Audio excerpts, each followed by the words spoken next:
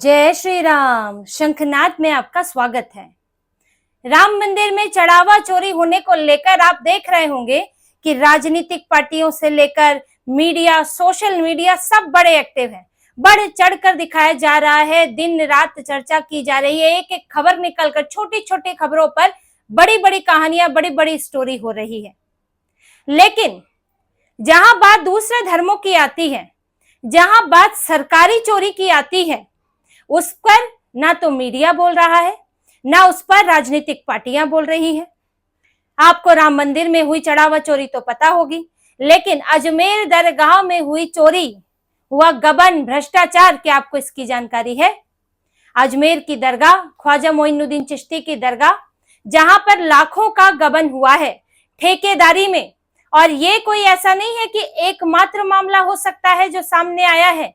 बात है कि इसकी शिकायत हुई है और इस मामले को मीडिया में कुछ संस्थानों तक पहुंचा, तब इसको उठाया गया, सामने आया। वरना तो अंदर ही अंदर गबन जो है गायब हो जाते हैं ताकि बाहर ना फैले, और अगर सामने भी आते हैं तो राजनीतिक पार्टियां उस पर कुछ नहीं बोलती। 20 लाख का गबन हुआ है अजमेर की दरगाह में। ठेका दिया गया था, ये ठेका दिया गया था साल 2018 में। और कौन इसमें फंसा है? पूर्व सचिव शेख जादा एहतेशाम चिश्ती, जिसके ऊपर जिम्मेदारी रही होगी संभालने की, और देग ठेकेदार सैयद अनवर मोहम्मद नियाजी। चिश्ती और ठेकेदार ने ऐसी साठगांठ की कि 20 लाख रुपए खा गए। और मौजूदा सचिव जो हैं, सेक्रेटरी जो हैं, जो दरगाह कमेटी है, जो दरगाह के मामले देखती है, जो मौजूदा सचिव हैं, उन्होंने इसकी शिकायत दर्ज कराई है। तो कोई हवाई मामला तो है नहीं, तो पुलिस में शिकायत दर्ज कराई है और पूरा मामला निकल कर आया है कि कैसे हेराफेरी की गई। 2018 में उर्स का समय आने वाला था। उर्स यानी कि जो सूफी संत होते हैं, उनकी पुण्यतिथि पर उत्सव मनाया जाता है। अब उत्सव इसलिए मनाया जाता है, माना जाता है कि सूफी संत जो है उनका अल्लाह से मिलन हो गया है। ये क्योंकि है तो मुसलमान ही। अब हिंदू कुछ इसमें मूर्ख बनते हैं, जाकर चादरें चढ़ाते हैं, लेकिन असल में आप जो हैं इसमें आप एक तरह से इस्लाम का ही पालन कर रहे हैं। तो इनके उर्स के मौके पर 2018 में 2 देगों का निर्माण होना था, छोटे देग, बड़े देग। देग यानी कि बहुत बड़ा बर्तन, जिसमें एक तरह से खाना बनाया जाता है। अब अगर मंदिर के संदर्भ में कहें तो प्रसाद बनाया जाता है, तो उसके लिए बड़े बड़े बर्तन तैयार किए जाते हैं। इतने बड़ा देग होता है जिसमें 5000 किलो तक चावल एक बार में पक जाए। तो इन देगों का ठेका दिया जाता है बनाने के लिए। मशहूर होते हैं ये देग, और इन पर कई खबरें भी छपती रही हैं, तो इसलिए इनके ठेके भी मशहूर होते हैं। इनका ठेका दिया गया था 2018 में अनवर मोहम्मद नियाजी को, और शेख जादा एहतेशाम उस वक्त सचिव थे। अब ये ठेका दिया गया था 3,77,00,000 में। अंजुमन संस्था, जो कि यहाँ के जो खादिम है, काम करने वाले हैं, उनको मैनेज करती है, रीति रिवाज मैनेज करती है। इस अंजुमन संस्था को इसमें से दिए जाने थे 1,25,00,000। ये काम था देने का ठेकेदार का।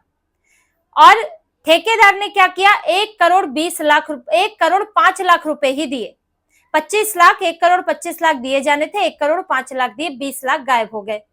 अब ठेकेदार से वसूली के लिए जो उस वक्त ये सचिव थे, उन्होंने क्या किया? इनसे चेक लिया और एक वचन पत्र लिया। 10-10 लाख के चेक लिया और वचन पत्र लिया, और कुछ समय के लिए उन्हें रिकॉर्ड में रख दिया कि जी ये तो वसूली हो गई। लेकिन बाद में उन्हें रिकॉर्ड से हटा दिया गया, और वो 20 लाख रुपए पूर्व सचिव की जेब में गए कि ठेकेदार की जेब में गए, उसमें से कुछ हिस्सा गया और उसका गबन हो गया। 2018 का ये ठेका था। 2020 में ये चेक और ये सब लिए गए थे, धीरे धीरे दस्तावेज से गायब कर दिया। और आज समझ लीजिए 2026 में ये सामने आ रहा है। कितने साल हो चुके हैं, क्या जब इनका ऑडिट हुआ है, रिकॉर्ड्स इनके अपने खंगाले गए हैं, तब सामने आ रहा है। इनके तो व्यवस्थित भी नहीं होते हैं ठीक से, या कम से कम चीजें व्यवस्थित तो होती हैं मंदिरों में। तो ये दरगाह, इस अजमेर दरगाह जो इतनी बड़ी दरगाह है, लोकप्रिय है, और उसका इतना बड़ा घोटाला हुआ है, लेकिन उस पर कोई बात नहीं होगी, कोई नेता नहीं बोलेगा। कांग्रेस के नेता क्या नहीं बोल सकते कि अंजुमन दरगाह में क्या हो रहा है भाई, वहां पर अजमेर की दरगाह में क्या हो रहा है, अंजुमन संस्था क्या कर रही है, वहां पर सचिव किस तरह से गबन कर रहे हैं, ये सब। और ऊपर से क्या ये पहला मामला होगा? ठेकेदारी में गड़बड़ी हुई है तो क्या पहले नहीं हुई होगी? ये तो पैसे खाने के तरीके होते हैं।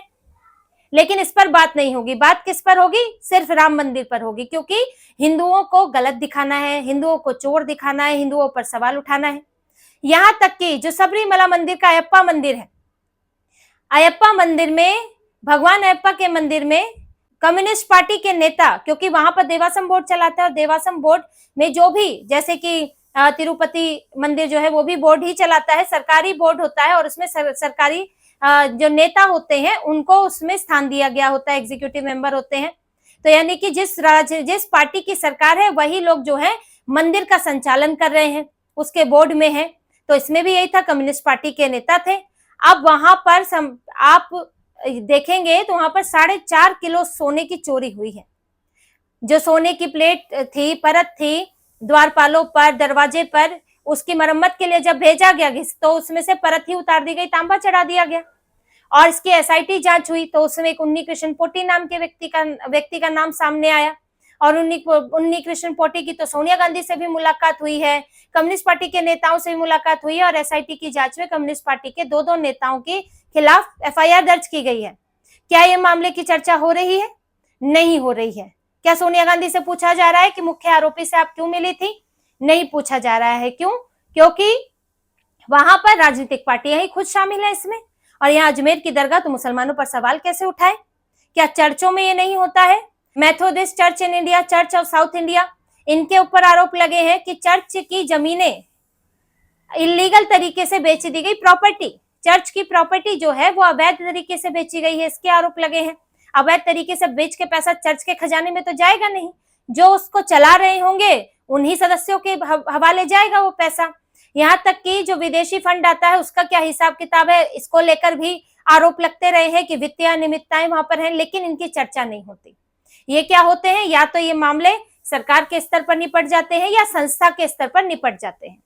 देखिए, सही गलत लोग, लालची लोग, ये हर जगह हो सकते हैं, सरकार में भी हो सकते हैं, दफ्तरों में भी हो सकते हैं, किसी ट्रस्ट में भी हो सकते हैं। लेकिन क्या उनकी वजह से पूरे समाज को, क्या अगर उस मंदिर को बनाने के जो पूरा संघर्ष है, क्या उस पर सवाल उठाया जा सकता है? नहीं उठाया जा सकता। उन कुछ लोगों ने बहुत गलत काम किया और उस गलत काम को भी वहीं के लोगों ने उजागर किया है और आज वो सजा के भोगी हैं और उनके खिलाफ सख्त कदम उठाया जा रहा है। लेकिन उसको आप पूरे समाज पे तोहमत लगाएंगे और सरकार पर तोहमत लगाएंगे वहां पर, तो ये एक तरह से साजिश नजर आती है। क्योंकि राम मंदिर में अब आप बीजेपी, क्योंकि अखिलेश यादव को तो चुनाव लड़ना है और क्योंकि राम मंदिर हिंदुओं की आस्था और हिंदुओं के पुनर्जागरण से जुड़ा मुद्दा है। हिंदुओं में आप समय समय पर देखेंगे, चाहे अडवाणी के समय हो, चाहे पीएम मोदी के समय में हो, राम मंदिर निर्माण जो है हिंदुओं को एकजुट करता आया है, हिंदुओं को जागृत करता आया है। और वो एक इस बात का प्रतीक है कि किस तरह से हिंदुओं पर अत्याचार हुए, राम मंदिर तोड़ा गया, उनका मंदिर तोड़ा, उस पर मस्जिद बनाई गई। कैसे मस्जिद को बचाने के लिए मंदिर को नकारा गया, कम्युनिस्ट से लेकर कांग्रेस, इस्लामिस्ट, ये सब एक हो गए और कैसे हिंदुओं के खिलाफ इनकी पूरी साजिश चली है। ये राम मंदिर आंदोलन का कोई अध्ययन करेगा तो ये सारी चीजें साफ हो जाएंगी उसके सामने। इसीलिए इसी को बदनाम करने की कोशिश है। ये जो ट्रस्ट चलता है राम मंदिर ट्रस्ट, उसे सरकार नहीं चलाती, बीजेपी की कोई भूमिका नहीं है। कल को सपा सरकार आएगी तो उसकी भी भूमिका नहीं होगी। ऐसा नहीं है भगवान अयप्पा के मंदिर की तरह कि वहां पर जो है एग्जीक्यूटिव बोर्ड में बैठे हुए हैं कम्युनिस्ट पार्टी के नेता, ऐसा नहीं है। यहाँ पर ट्रस्ट जो है स्वायत्त तौर पर इसे चलाता है। ट्रस्ट के पैसों से ही मंदिर का निर्माण हुआ है और अभी संचालन होता है, सरकार न लेती है न देती है उसमें से। अब इसमें अगर किसी ने गबन किया, भ्रष्टाचार किया, तो वो ट्रस्ट के लोग थे। उसमें क्या सीएम योगी ने किया? क्या सरकार के किसी मंत्री ने किया? क्योंकि उनकी इसमें काम ही नहीं है, तो वो उसमें जब ना तो वो उसमें शामिल है, ना ही उसका कोई प्रबंधन करते हैं, तो उसकी जानकारी भी नहीं होगी। अगर आपके लोग वहां शामिल हैं तो आपको जानकारी हो सकती है, उनकी भूमिका भी हो सकती है, लेकिन ऐसा तो है नहीं। अब जब सरकार को जानकारी मिली, अंदर के लोगों से ही जानकारी मिली, शिकायत दर्ज हुई, तो क्या सरकार ने कोई कोताही बरती? नहीं बरती। हर एक व्यक्ति पर एफआईआर हुई है, जो शामिल है, धीरे धीरे हो रही है। चंपत राय जैसे जो इनके अब इस प्रमुख थे ट्रस्ट के, उनको इस्तीफा देना पड़ा और जब एविडेंस वहां तक पहुंचेगा तो वो भी पकड़ में आएंगे। क्योंकि देखिए, शुरुआत नीचे से होती है। अगर केजरीवाल का आप शराब घोटाला देखें तो शराब घोटाले में सीधे तो केजरीवाल तक पहुंचे नहीं थे, पहले नीचे के लोग पकड़े गए, फिर बात सिसोदिया तक आई, फिर केजरीवाल तक आई। जो किंग पिन होता है उस तक पहुंचने में वक्त लगता है। अगर चंपत राय किंग पिन है तो उन तक भी पहुंचा जाएगा। इस्तीफा तो दे दिया, अनिल मिश्रा ने इस्तीफा दिया है। लेकिन इसमें आप कहें कि ये राम मंदिर बनाया ही गया था चोरी के लिए, राम मंदिर बनाया था बीजेपी ने पैसा इकट्ठा करने के लिए, क्या वो बीजेपी की जेब में गया? क्या उसमें कोई बीजेपी का नेता शामिल है? दो सवाल खड़े होते हैं। तो वहां का प्रबंधन अंदरूनी था, बाहर के व्यक्ति जैसे हम और आपको जानकारी नहीं थी, सरकार को भी नहीं थी। अगर सरकार उसमें दखल दे तो वो भी सवाल खड़े करता है कि मंदिरों में सरकार दखल क्यों दे रही है। मांग तो यही है कि सरकार दखल ना दे। बात यहां पर यह है कि ट्रस्ट में अगर एक भ्रष्टाचार हुआ है तो उसे इस्तेमाल किया जा रहा है हिंदुओं के खिलाफ, हिंदुओं की एकता भंग करने के खिलाफ, और ये दिखाने के लिए कि हिंदू तो चोर होते हैं, हिंदू तो अपने मंदिरों का चढ़ावा खाते हैं। भ्रष्टाचार कोई नई चीज नहीं है और ये हर संस्थाओं में है, जहां भी, चाहे वो हिंदू धर्म हो, मुस्लिम धर्म हो, ईसाई धर्म हो, बौद्ध जैन हो, हर जगह इस तरह की चीजें आई है। अभी मैंने आपको चर्चों का उदाहरण बताया, अजमेर दरगाह का आपके सामने मामला है। वक्फ बोर्ड जो कि मुसलमानों की संपत्ति ही मैनेज कर, मतलब इस्लाम से जुड़ी हुई संपत्तियां मैनेज करता है, उसमें तो हैदराबाद में मर्डर हो गया एक वकील का, जो जबरन कब्जा की गई जमीनों के खिलाफ केस लड़ रहा था। यहाँ तो हत्याएं तक हो जा रही हैं। क्या वो मजहब का मामला नहीं है? उसको तो बड़ा पाक बताया जाता है, वक्फ की जमीन है, इस्लाम को दान की हुई, अल्लाह को दान की हुई जमीन है, उनके नाम पर दी गई जमीन है, वहां पर कब्जे हो रहे हैं, मुतवल्ली अपने कब्जे करके बैठे हैं।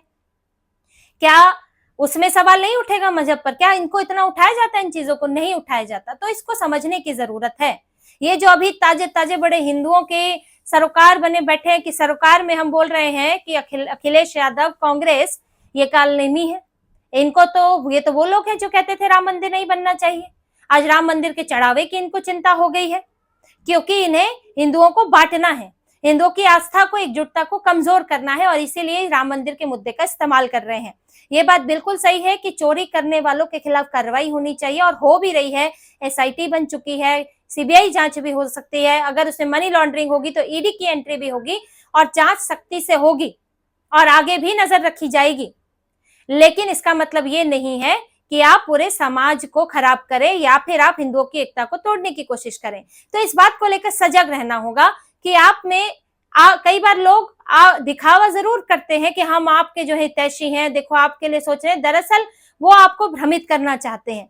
हर कोई आपके मतलब की बात करने वाला जरूरी नहीं है कि आपके फायदे के लिए कर रहा हो, क्योंकि हो सकता है कि वो उसमें अपना फायदा देख रहा है। कई लोग चापलूसी कर करके किसी का नुकसान करा देते हैं, उसको सही बात नहीं बताते हैं।